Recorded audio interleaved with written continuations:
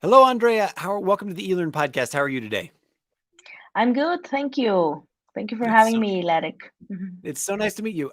Tell me, where are you sitting? So right now I'm in my house. Ah. But Yes. yeah, and what part of the world are you in? So I'm in Honduras, Central America. Oh wow, okay, Honduras. I wasn't familiar that I didn't know that SUMADI was based in Honduras. So you are the product manager for SUMADI. Is that correct? Yes, I'm my current role is product director for SUMADI products and Hmm. services. Mhm. Okay, excellent. So you're product director. So as I do with many guests on this show, or not actually not many, every guest on this show, I'd love for you to just give us the first 30 to 60 seconds about who you are, where you came from, and what does the role as product director entail at Sumati? Awesome, thank you. So I am a computer science engineer. I have been in the education industry for the past 15 years.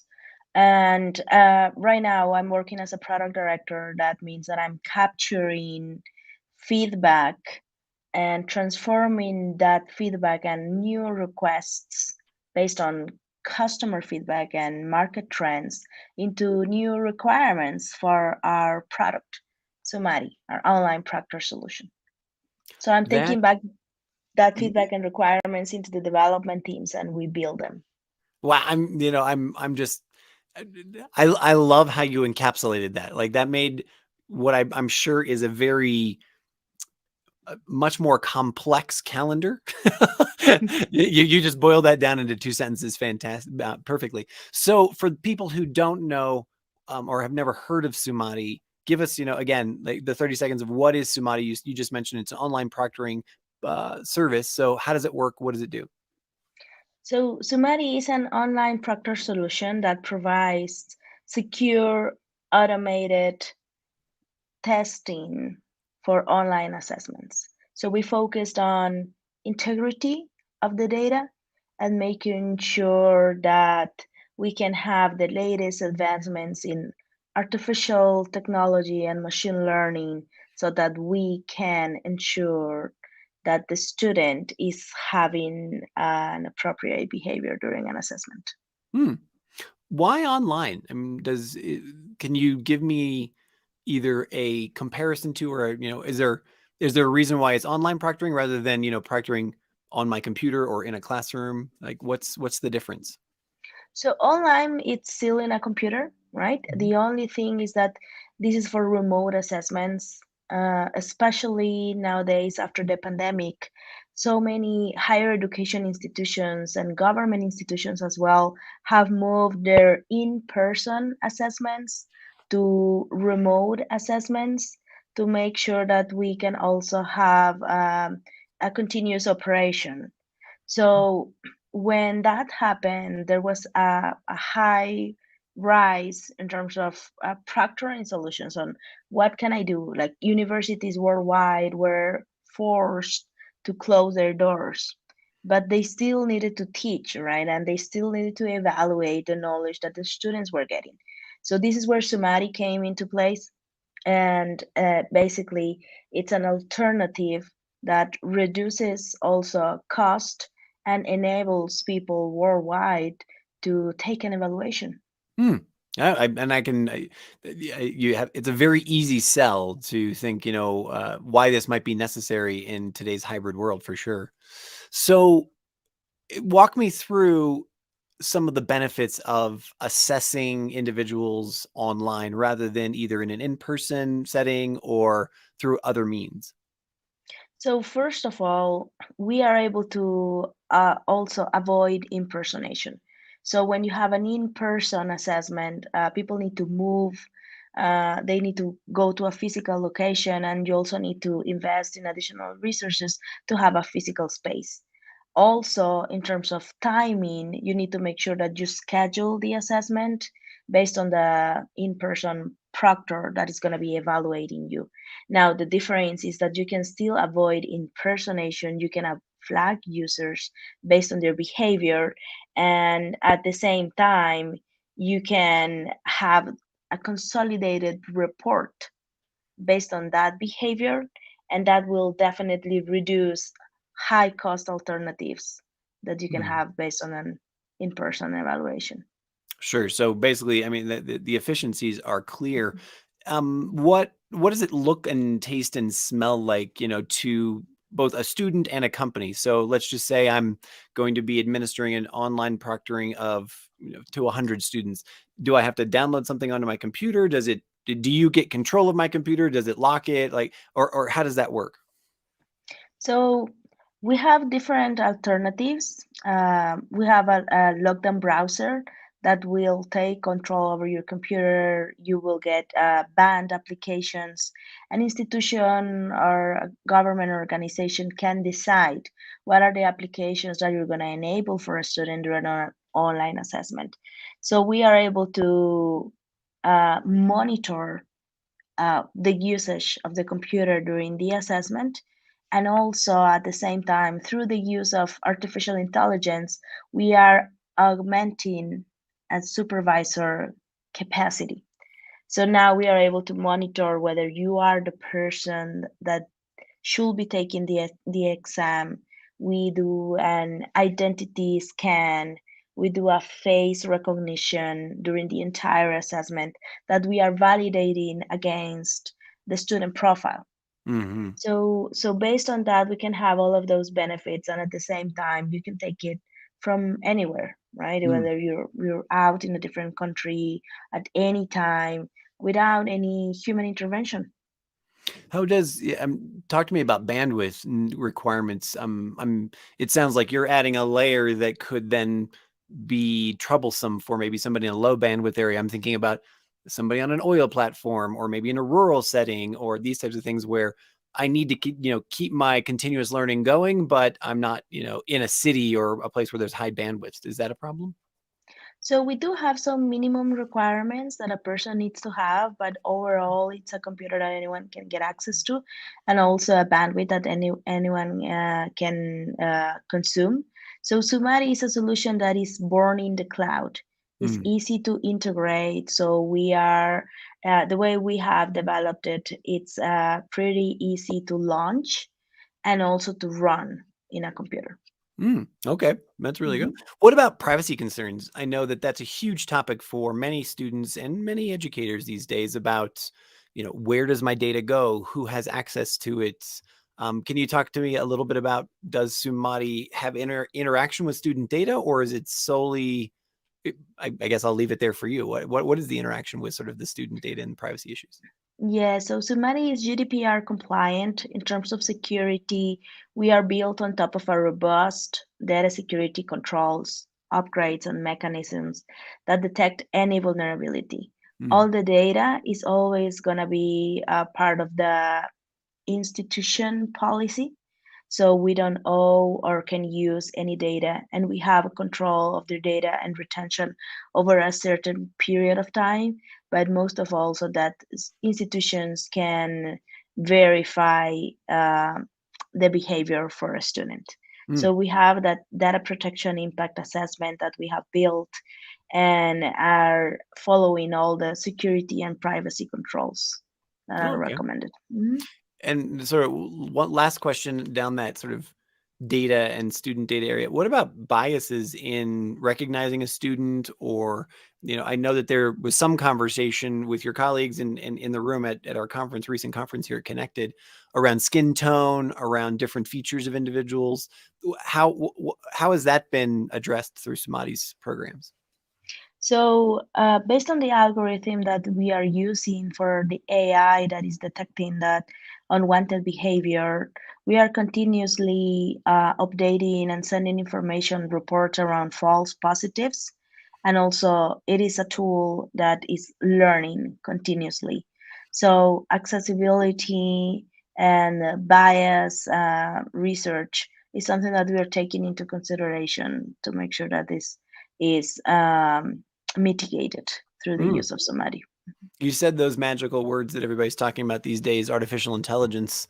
Um, how is AI impacting the future development of Sumati's tools? How you interact with, assessments and other platforms? What's like? Can you kind of give me your what does the near term future look like? Your predictions or like how things will change or continue to develop? So AI and the division of Proctor solutions that are based on AI is growing more and more. And the reality is that we are able to augment the human capabilities through the use Mm, of it, reducing time, automating processes, and making sure that we can have results faster.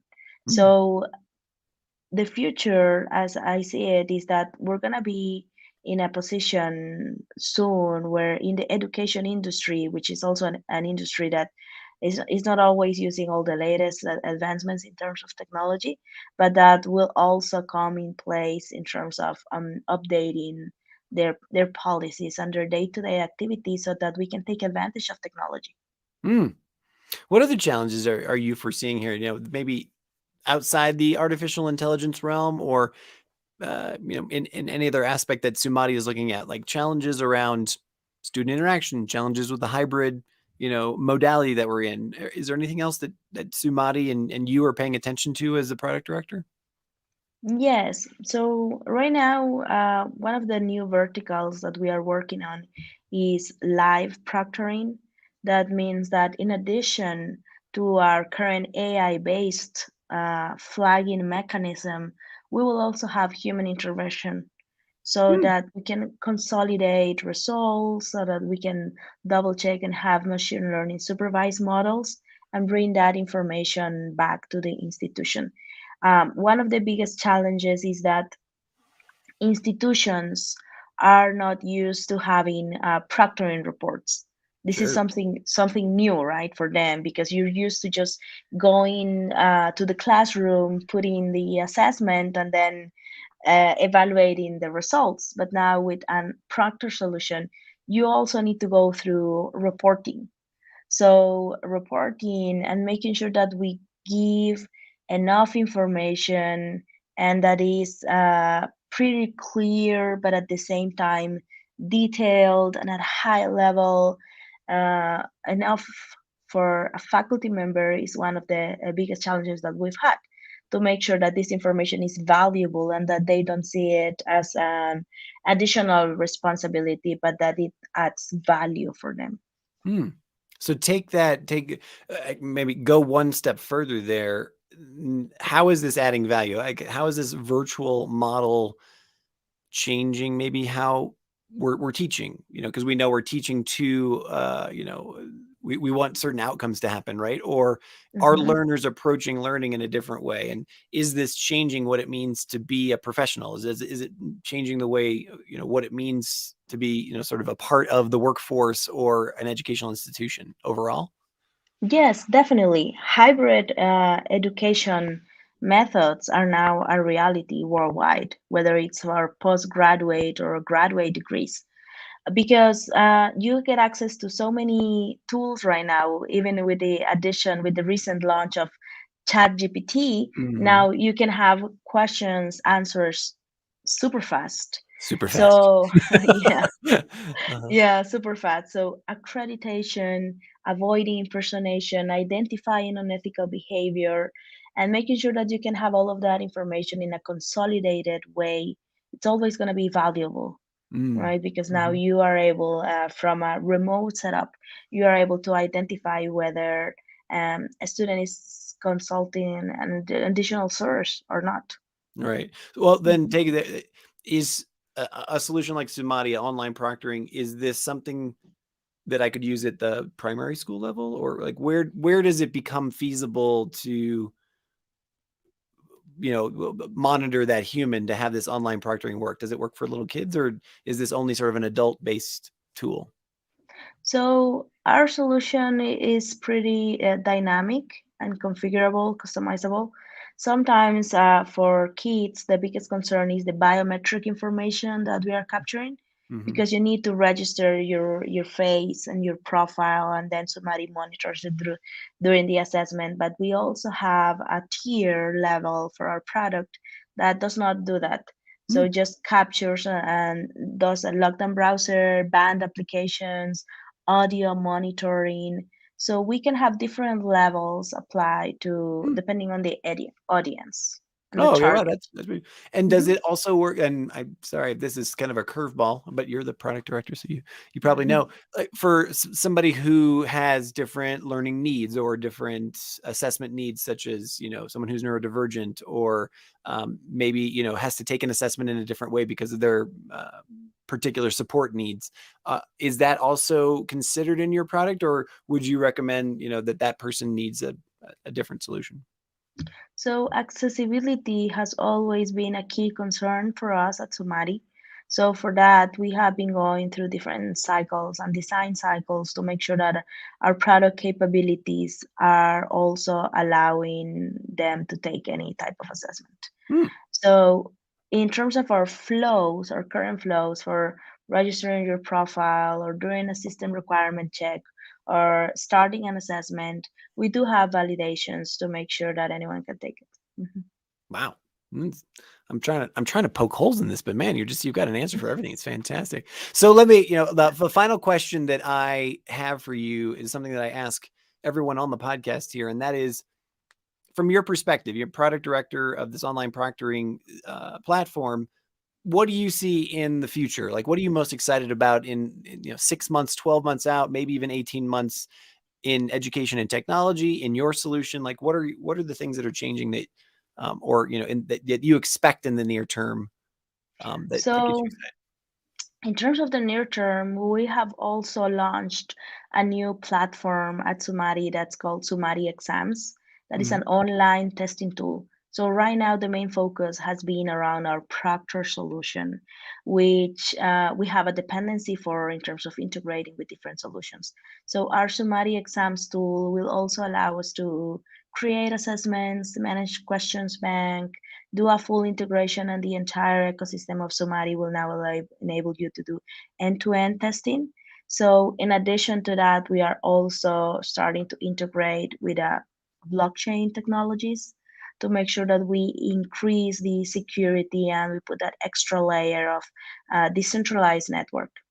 So that one and moving into the live proctoring solutions space is one of the things that I'm looking forward the most.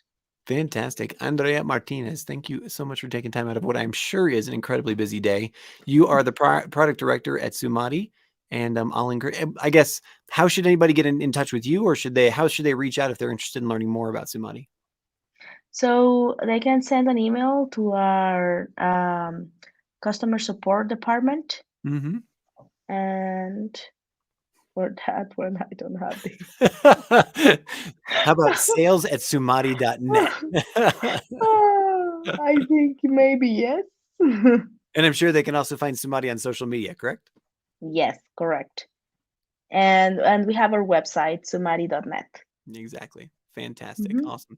Well, we will make sure that we put in the show notes the correct email for anyone to reach out to you. But thank you so much for your time today, and I really appreciate it. Awesome. Thank you. Bye.